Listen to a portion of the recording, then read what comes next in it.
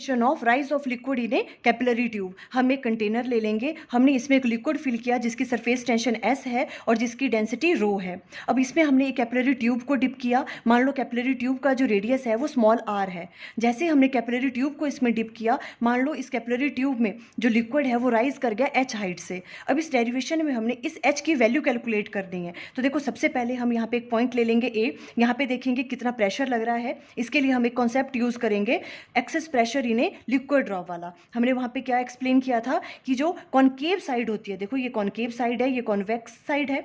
Concave side पे pressure की value ज़्यादा होती है कॉन्वेक्स साइड से, और कितनी ज़्यादा होती है 2s divided by capital R। अब अगर आपको प्रेशर की वैल्यू यहाँ पे कैलकुलेट करनी है तो पी ए की वैल्यू किसके बराबर आएगी, यहाँ पे प्रेशर की वैल्यू यहाँ से कितना कम होगा 2s डिवाइडेड बाय R, तो यहाँ आ जाएगा P O minus 2s divided by capital R। P O क्या है, एटमॉस्फेरिक प्रेशर।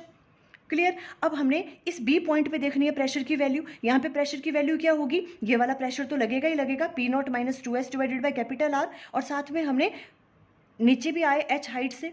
और आपको पता है फ्लूइड में जब हम डेप्थ में जाते हैं तो प्रेशर की वैल्यू इंक्रीज होती है, और कितनी इंक्रीज होती है, h रो जी, तो प्लस h रो जी आ जाएगा यहाँ पे। इसे हम फर्स्ट का नाम दे देंगे। अब हम दो पॉइंट और लेंगे, एक सी पॉइंट यहाँ पे, ये वाला डी पॉइंट हो गया।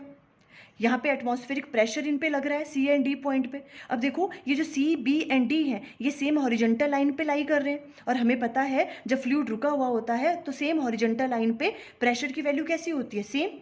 इट मीन्स जो प्रेशर की वैल्यू यहाँ पे होगी पी बी, वही प्रेशर की वैल्यू पी सी यहाँ पे होगी, और वही प्रेशर की वैल्यू यहाँ पे होगी पी डी, और वो कितनी होगी, एटमॉस्फेरिक प्रेशर के बराबर पी ओ।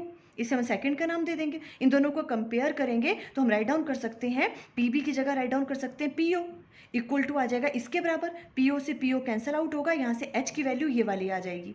अब देखो ये जो कैपिटल आर है ये क्या है, रेडियस ऑफ ए मेनिस्कस है, पर हमें यहाँ इसकी जगह क्या चाहिए, radius of A capillary tube जो स्मॉल आर था। तो इनके बीच में रिलेशन फाइंड आउट करेंगे। देखो इस चीज़ को मैंने यहाँ पे ड्रॉ किया है, यहाँ पे ये जो है आपका स्मॉल आर ये क्या है, radius of A capillary tube, और ये कैपिटल आर क्या है, रेडियस ऑफ ए मेनिस्कस।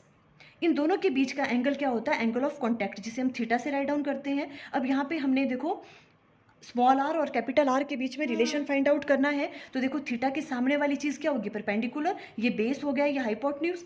तो यहाँ से अगर कॉस थीटा की वैल्यू कैलकुलेट करेंगे तो क्या आएगा, small R divided by capital R base upon hypotenuse. यहाँ से कैपिटल आर की वैल्यू ये वाली आ जाएगी, ये वाली वैल्यू यहाँ पुट करेंगे तो एच की वैल्यू आ जाएगी 2s cos theta divided by R rho G. अब अगर आपको ये चीज़ अंडरस्टैंड करनी है कि स्मॉल आर और कैपिटल आर के बीच में एंगल जो है वो एंगल ऑफ कॉन्टैक्ट कैसे बना, इसके लिए आपको फुल डेरिवेशन में अच्छे से अंडरस्टैंड होगा। फुल डेरिवेशन की वीडियो का लिंक स्क्रीन पे आ रहा होगा। Thank you.